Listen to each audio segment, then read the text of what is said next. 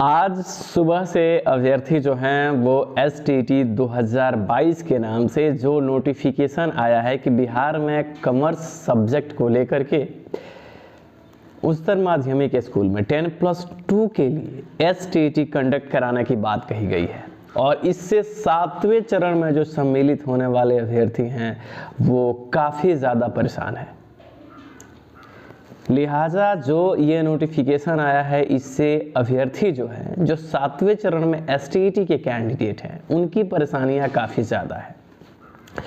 Social media platform पे तमाम जो ग्रुप्स बने हैं उन ग्रुप्स में जो मैसेज अभी सरवाइव कर रहे हैं, अंदाज़ा तो ये लगता है कि लोगों को लग रहा है कि STT ये 2022 नाम से जो नोटिफिकेशन सिर्फ कॉमर्स के लिए है, इसको और STT 19 को दोनों STT को सम्मिलित किया जाएगा। कुछ लोगों के तो ये भी बयान आ रहे हैं कि STT 2023 होगा, इन सारे STT को मर्ज किया जाएगा, उसके बाद 7वें चरण की बहाली होगी। अब इन टॉपिक पे हम विस्तारित तौर से आपसे बातें कर रहे हैं। कुछ बातें हैं जो अखबारों में कुछ और होता है, समझने में कठिनाइयाँ उसमें उत्पन्न होती है, और STT 2022 के नाम से ये नोटिफिकेशन है कुछ ऐसा ही है। पहले 7वें चरण में सम्मिलित होने वाले अभ्यर्थी, आप लोगों को इस न्यूज़ को पढ़ने के बाद, ये नोटिफिकेशन देखने के बाद आपको ज़्यादा चिंतित नहीं होना है। मैं जानता हूं कि आप ही में से कुछ गधे ऐसे भी होंगे जो बिना बात को समझे हुए कमेंट में उलट पुलट भी लिख सकते हैं, और वो सबसे बड़े गधे होते हैं जो ऐसे स्टेटमेंट देते हैं जिन्हें कुछ पता नहीं होता है। STT ये जो होने वाला है, इस STT के बारे में आपको पहले कुछ बातें जाननी ज़रूरी है। आप समझिए कि ये जो नोटिफिकेशन आउट किया गया है इसमें महज 15 दिन का टाइम दिया गया है जिसमें आपको ऑनलाइन फॉर्म सबमिट करना है। इस 15 दिनों के अंदर आपको ये भी बात ध्यान देना है कि भारत का नागरिक हो वो कैंडिडेट, साथ में बिहार का निवासी हो। लिहाजा कि सिर्फ बिहार के कैंडिडेट ही इस STT फॉर्म को अप्लाई करेंगे। मेरी वीडियो का लेंथ लंबा होता है, इसलिए थोड़ा वक्त तो लगेगा, वीडियो का लेंथ लंबा होगा, लेकिन बातें लास्ट तक सुनिएगा तो बहुत सारी बातें हैं जो आपको परत बाई परत समझ में आ जाएगी। सिर्फ बिहार के लड़के जो हैं वो ये 10+2 का जो ये फॉर्म है वो भरेंगे, सबमिट करने वाले हैं। इससे आपकी परेशानी नहीं बढ़नी चाहिए, क्योंकि महज 5 से 7 हज़ार फॉर्म अगर गिर जाएं तो आई थिंक बहुत ज़्यादा होगा। क्योंकि अभी तक जो बिहार के अंदर जो टीचरों की बहाली होती है उसमें कॉमर्स के लिए STT नहीं होते थे, तो कॉमर्स में अकाउंटिंग बिजनेस वाले जो कैंडिडेट्स होते हैं वो B.Ed करते ही नहीं थे, और वही लड़के एप्लीकेबल होंगे जो B.Ed किए हुए हैं। इसका मतलब है कि फॉर्म ज़्यादा नहीं गिरने वाला है। सरकार इसको बहुत फास्ट मोड में करने की तैयारी कर रही है, क्योंकि महज 15 दिनों का वक्त दिया जा रहा है। इसलिए इस STT 2022 के नाम से जो नोटिफिकेशन है इससे आपको परेशान होने की कोई ज़रूरत नहीं है। STT 19 के ऊपर इस STT का कोई प्रभाव नहीं पड़ने जा रहा है। आप खुद एक बात को समझिए कि जब STT 19 हुआ था तो उस समय फिजिकल टीचर के लिए, है ना, साथ में ही नोटिफिकेशन आए थे, लेकिन 7वें चरण सिर्फ और सिर्फ आपके STT के लिए थे, फिजिकल टीचर के लिए नहीं रहे, क्योंकि फिजिकल टीचर जो है उनके फर्स्ट राउंड की बहाली भी हो चुकी है। तो कॉमर्स के लिए भी ये फर्स्ट राउंड की बहाली प्रक्रियाएं हैं। तो जरूरी नहीं है कि सरकार STT 19 के साथ इसे मर्ज करे और तब आपकी प्रक्रियाएं जो है वो आगे बढ़ाए।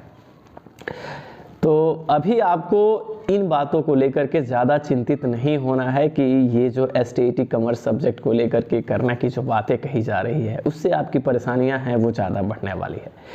कुछ लोग ये भी कह रहे हैं कि इससे जो ये बहाली प्रक्रिया है वो 2024 चली जाएगी, 25 चली जाएगी, सरकार इलेक्शंस के तरफ सिर्फ देख रही है। कहने का मतलब है कि अखबारों में कोई 7वें चरण बहाली के बीच में अगर कोई भी स्टेटमेंट हमारे बीच आता है तो हमारी परेशानियां हैं वो सबसे ज़्यादा बढ़ रही है।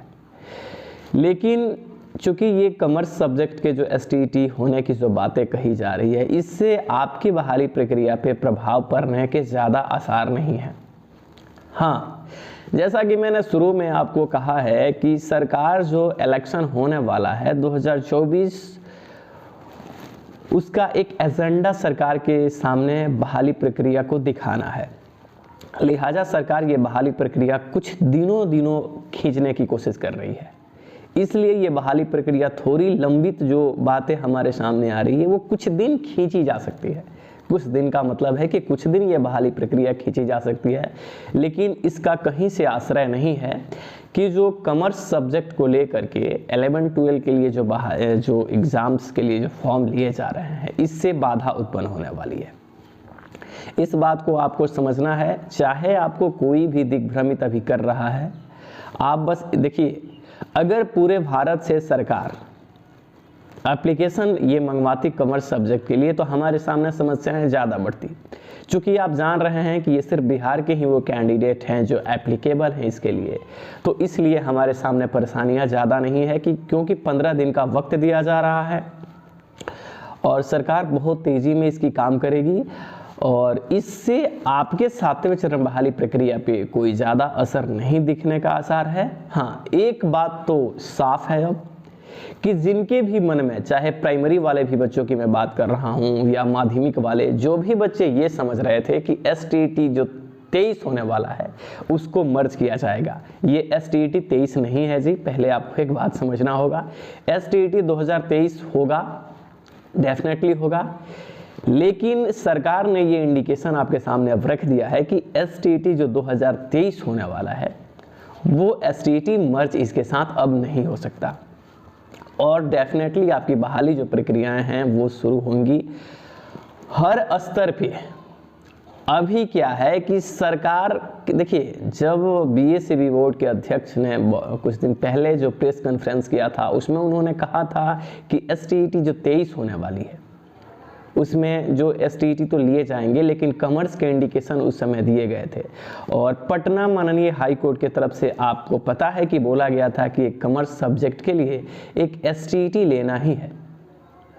तो ये कोई बड़ी अड़चन नहीं है। हाँ, चूँकि 7वें चरण बहाली को लेकर के सरकार ने इतने सारे दांवपेच हमारे सामने रखे हैं जिससे कि हमारी परेशानियां हैं वो ज़्यादा हमें दिखाई दे रही है और इसीलिए हमें लगता है कि शायद सरकार कॉमर्स के नाम पे बहाली प्रक्रिया अटका सकती है। आपको एक बात समझना है कि STET 19 जब हुआ था तो फिजिकल टीचर दोनों के नोटिफिकेशन एक साथ थे, फिर भी रेगुलर टीचर की बहाली वैकेंसी या रोकी गई और फिजिकल टीचर की कंप्लीट की गई।